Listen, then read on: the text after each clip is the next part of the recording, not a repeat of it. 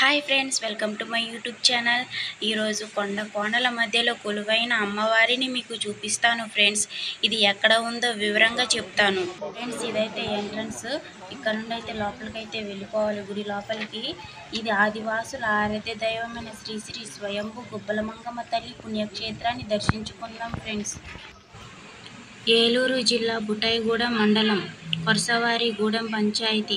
ఏలూరు నుండి జంగారెడ్డిగూడెంకి 45 కిలోమీటర్లు, గంటన్నర ప్రయాణం. జంగారెడ్డిగూడెం నుండి శ్రీనివాసపురం నుండి రామారావుపేట సెంటర్ నుండి పందిరి మామిడి మీదుగా వెళ్ళాలి.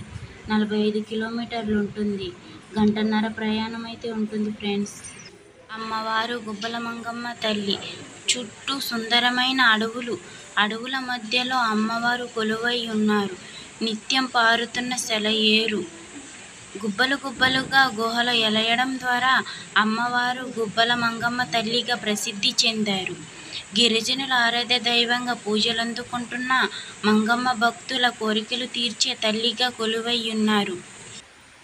చూడండి ఫ్రెండ్స్, పెద్ద పెద్ద చెట్లు, పెద్ద పెద్ద కొండలు ఎలా ఉన్నాయో.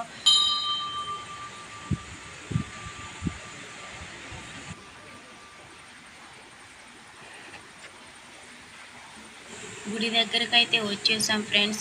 ప్రకృతి ఒడిలో అమ్మవారు ఎలా కొలువై ఉన్నారో చూడండి ఫ్రెండ్స్. గుబ్బలమంగమ్మ తల్లి ప్రత్యేకత.